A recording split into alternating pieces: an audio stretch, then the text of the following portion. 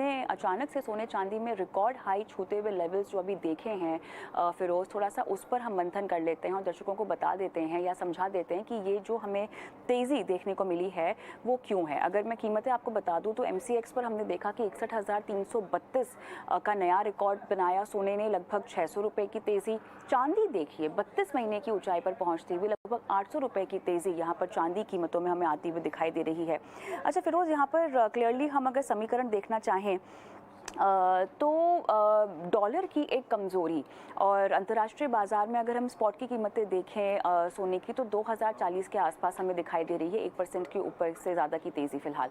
लेकिन अब सवाल यहीं पर यह है कि ऐसा क्या ट्रिगर है कि एकाएक हमें सोना, जिसको हम एक सेफ हेवन कहते हैं, और पोर्टफोलियो कंस्ट्रक्शन के लिहाज से भी आपको अपने पोर्टफोलियो में सोना रखना चाहिए, किसी ना किसी तरीके से आपको उसमें निवेश करना चाहिए, ज़रूरी होता है। लेकिन अब इस तेज़ी को अगर हमें समझना हो तो इसके पीछे क्या ट्रिगर्स आपको दिखाई देते हैं या समझ में आते हैं? कविता जी नमस्कार, गुड इवनिंग। जैसे आप कह रही हैं, गोल्ड एक सेफ हेवन माना जाता है। ज्यादातर जब भी एक रिस्क की एक बादल मंडराते हैं तो लोग सेफ हेवन के इर्द गिर्द घूमने लग जाते हैं और जाते हैं और खरीदते हैं। क्योंकि जब एक अनसर्टेनिटी सा वातावरण होता है, भले ही उसमें कोई रिस्क ना निकले और रिस्क की अगर परसेप्शन भी होती है तो एक फ्लाइट ऑफ कैपिटल होता है। वही देखने को मिल रहा है, क्योंकि अगर आप गोल्ड की डॉलर में भी तेजी देखेंगे, 2000 को पार कर चुका है, विच आई थिंक इज ग्रेट। तो बहुत अर्जों से वो एक रेंज में घूम रहा था, 2000 को ब्रीच किया है काफी सालों बाद। तो I think that's because of the risk. Banking sector से जो यूएस की बैंक्स और स्विस बैंक, क्रेडिट स्विस की जो टेक ओवर हुई यूबीएस के माध्यम से, उसको देखते उसकी जो बॉन्ड प्राइसेस, इंटरेस्ट रेट्स ऊपर गई है, उसकी वजह से जो दूसरी बैंकों पे कोलैटरल डैमेज हो सकता है, उसका जो व्यय है वो आज 8 on 10 पे व्यय है। So that risk aversion is resulting in precious metal getting some collateral benefit. That's point one.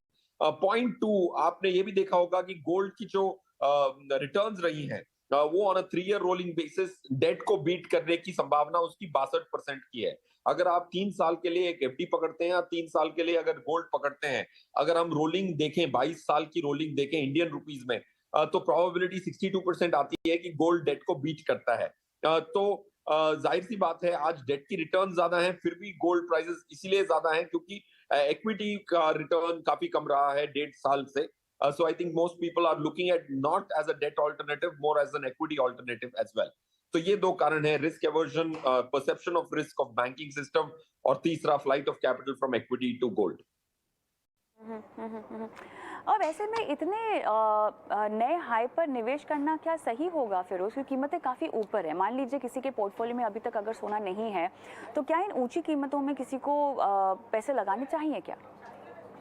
मेरे हिसाब से नहीं लगाने चाहिए कविता जी। देखिए, रेयर व्यू मिरर में देख के अगर पीक्स पे इन्वेस्ट करेंगे, अगर कोई यही प्रश्न पूछता कि भाई क्या मैं अपने पैसे लगाऊं साल भर पहले, तो मैं कहता था कि भाई गोल्ड में लगाइए, पास्ट परफॉर्मेंस अच्छा नहीं है। जाहिर सी बात है, जब पास्ट परफॉर्मेंस पीछे की तरफ होता है तो हमारा मन ललचाता है खरीदने के लिए। अगर आपको गोल्ड खरीदना ही है तो एटलीस्ट एक एफिशिएंसी मान के चले, सॉवरेन गोल्ड बॉन्ड्स खरीदें, ताकि एक 2.5% का एक कुशन हर साल मिलता रहे आपको। क्योंकि अगर समझो कि गोल्ड 5 साल बाद 10% नीचे भी है, तो आपको 2.5% करके 12.5 का ब्याज मिल चुका होगा, तो आपकी कैपिटल आंच नहीं आएगी। तो अगर सॉवरेन गोल्ड बॉन्ड खरीद के एक रिस्क का शॉक अब्जॉर्बर, जैसे गाड़ियों में शॉक अब्जॉर्बर होता है, वैसे ही सॉवरेन गोल्ड बॉन्ड में 2.5% का रिस्क अब्जॉर्बर है। तो उसका काफी बहुत अहम भूमिका होती है। तो अगर गोल्ड में खरीदना ही है 60,000 के भाव पे, अगर आप sovereign gold bond secondary market से खरीदते हैं, क्योंकि आज कोई भी ओपन नहीं है सॉवरेन गोल्ड बॉन्ड, तो आपको 2.5% की जो यील्ड मिलेगी, वो काफी काम आएगी आपको रिस्क मिटिगेट करने के लिए। सॉवरेन गोल्ड बॉन्ड ही क्यों आप सलाह दे रहे हैं निवेश करने की? देखिए कविता जी, फ्री लंच जो होते हैं इन्वेस्टिंग वर्ल्ड में बड़े कम होते हैं।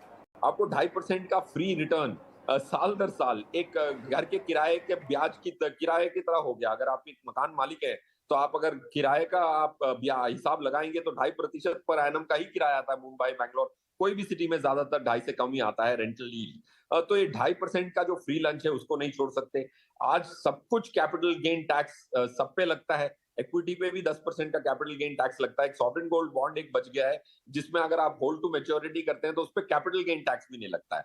तो इसका मतलब है कि आपको 10% की रिटर्न मिले, तो उसमें 2% का आपका सीधे जेब में टैक्स बेनिफिट मिल जाता है। क्योंकि अगर आप गोल्ड ऑर्नामेंट या गोल्ड कॉइन के माध्यम से खरीदते हैं तो उस पर 20% की आपको टैक्स लग जाती है, 10 से 20% depending on the indexation levels. So 2.5% का गिफ्ट ब्याज की तरह, और टैक्स फ्री स्टेटस उसके 1-1.5-2% जो बचते हैं, टोटल 4.5% अगर साल के आपको बच रहे हैं, तो इससे बड़ा फ्री लंच कोई नहीं है इंडिया के इन्वेस्टिंग वर्ल्ड में करंटली।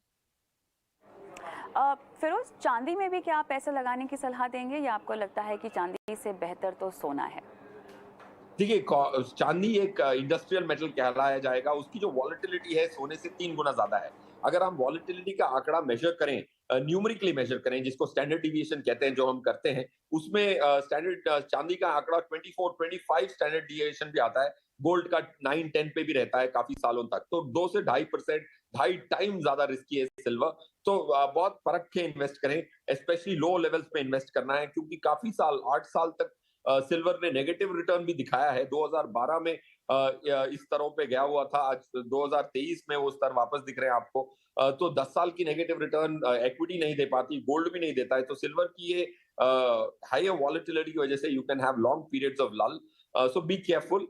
और बट अच्छी बात यह है कि पहले सिल्वर इन्वेस्ट करने के लिए आपको सिल्वर के बार या सिल्वर फिजिकल फॉर्म में खरीदना पड़ता, या तो फिर आपको एमसीएक्स में लॉन्ग पोजीशन क्रिएट करनी पड़ती, जो रिटेल निवेशक नहीं कर सकता था। अब सिल्वर के ईटीएफ भी शुरू हो गए, तो आप एसआईपी के माध्यम से थोड़े थोड़े करके, ब्रोकर के माध्यम से, ब्रोकर के प्लेटफॉर्म से आप मंथली इन्वेस्ट जरूर ईटीएफ में कर सकते हैं।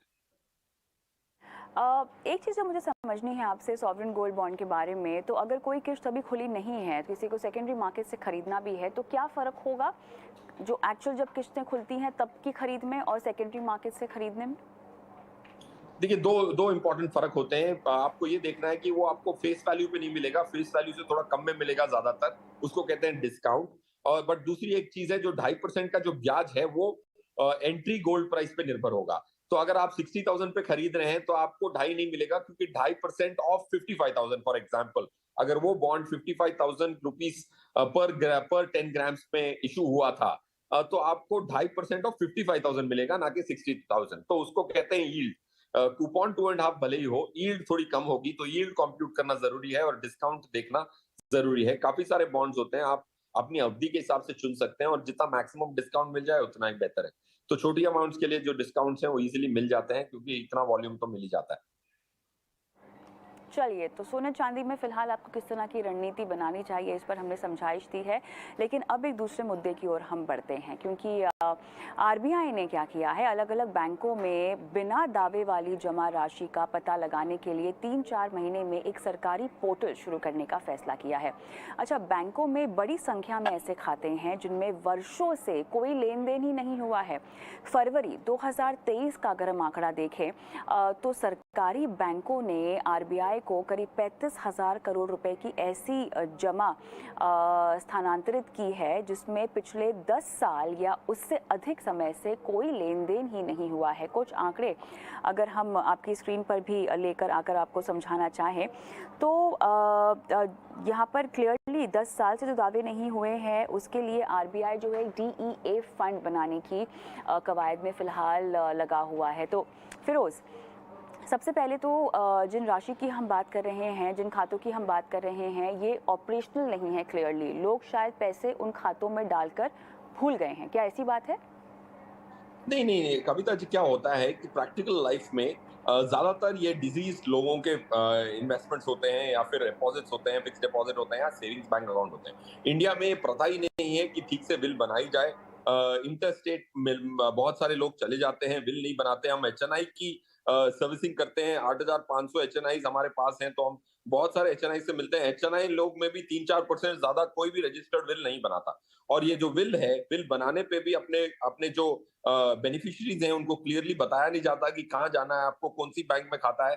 तो ये जो हैप्पजार्ड वे से लोग अपनी फाइनेंशियल प्लानिंग करते हैं, और अपने गैर मौजूदगी की जो प्लानिंग होती है वो इंपॉर्टेंट होती है, वो नहीं करते। इंडिया में काफी देखा गया है। So this is a resultant outcome largely because of bad estate planning. देखो, सबको जाना तो निश्चित है, कोई भी ऐसा इमोर्टल इंसान तो है नहीं, बट फिर भी लोग प्लान नहीं करते। So this 35,000 crore, I would suspect that जो भी जिनके पैसे हैं 80% तो वो होते हैं जिनके लीगल हायर्स आके क्लेम नहीं कर पाते, क्योंकि उनकी ठीक से जानकारी उनको नहीं थी या फिर विल ठीक से नहीं बनी थी, उनको किससे कॉन्टैक्ट करना है, बैंक का मैनेजर कौन है, रिलेशनशिप मैनेजर कौन है, कोई डिटेल लिख के नहीं जाता। तो I think that's what needs to change in India. ये बहुत अच्छा कदम है। इसमें से आप अपने पैसे ज़रूर ढूँढ सकते हैं, अपने पुरजों के पुरखों के पैसे ज़रूर ढूँढ सकते हैं, बट आगे की जनरेशन को ये प्रॉब्लम आप ना दें, ये प्रण लेना भी ज़रूरी है। एब्सोल्युटली। तो depositors education and awareness fund की हम यहाँ पर बात कर रहे हैं और फिरोज़ देखिए आंकड़ा इतना बड़ा है, अगर मैं आपको बताना चाहूँ तो पीएसयू बैंकों में 10 करोड़ से कुछ ज़्यादा खाते हैं जहाँ पर 35,000 करोड़ से ज़्यादा राशि जो है वो जमा है। और किन किन खातों के ज़रिए ये पैसे जो हैं वो जमा है, इसमें आपके बचत खाते आते हैं, आपका चालू खाता है, फिक्स डिपॉजिट है, रिकरिंग डिपॉजिट है। मतलब ये वो खाते हैं जहां पर जो पैसे पड़े हुए हैं उनको अभी तक क्लेम नहीं किया गया है। अच्छा, बैंकों के लिहाज से अगर हम आपको एक ब्रेकअप दे दें तो देखिए एसबीआई में सबसे ज़्यादा 8,086 करोड़ की राशि पड़ी हुई है अनक्लेम्ड। पंजाब नेशनल बैंक में हम देखें 5,340 करोड़ की राशि है। कैनरा बैंक में 4,558 करोड़, बैंक ऑफ बड़ौदा में 3,904 करोड़ की राशि है जो कि क्लेम नहीं की गई है। हालांकि जिस का गठन करने की कोशिश की जा रही है आरबीआई के ज़रिए, जिस फंड की गठन करने की कोशिश की जा रही है, उसको लेके डिटेल्स आने वाले समय में हमारे पास आएंगी। लेकिन फिरोज़ ये बताएं हमें कि ये तो एक बात हो गई बैंकों में पड़े पैसे की, लेकिन इसके अलावा निवेश की भी तो ऐसी बहुत राशि है जो कि करोड़ों में है, जहां पर लोगों ने उनको भी क्लेम नहीं किया है। उसका आंकड़ा कितना बड़ा है? कविता जी, इसका हम साल दर साल एक बार हिसाब करते हैं ताकि हम अपने एचएनआईज के लिए ये खोज कर सकें। तो 84,500 एक लेटेस्ट आंकड़ा था। बैंक डिपॉजिट में जैसे आप कह रही हैं 35,000 का आंकड़ा आया, तो बाकी ऑलमोस्ट 50,000 करोड़ का बाकी आंकड़ा है। इंश्योरेंस पॉलिसीज अनक्लेम्ड है, म्यूचुअल फंड्स काफी सारे म्यूचुअल फंड्स अनक्लेम्ड है, so on and so fourth. तो बहुत सारे अनक्लेम्ड पैसे हैं। इसके अलावा 50,000 करोड़ मेरे हिसाब से वो लेटेस्ट आंकड़ा 84,500 का जो मेरे जहन में है लास्ट ईयर का इज अनक्लेम्ड।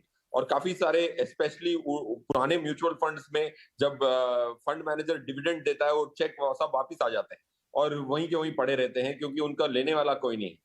तो काफी सारे पुराने फंड मैनेजर से जब मैं बात करता हूँ तो वो तो कहते हैं कि अपने फंडों में हमने डिविडेंड डिक्लेयर करना बंद कर दिया क्योंकि पैसे ना तो यहाँ के रहते हैं, ना तो वहां के, ना तो लोगों के पास पहुंचते हैं, ना तो फंड फंड के अंदर रहते हैं। सो बहुत बड़ी प्रॉब्लम है ये। I think this can only get solve अगर जो अवेयरनेस जो आप कह रही हैं कि एक investor education deposit awareness programme चलाया जाए कि भाई अगर आप डिपॉजिट कर रहे हैं तो नॉमिनी बनाएं।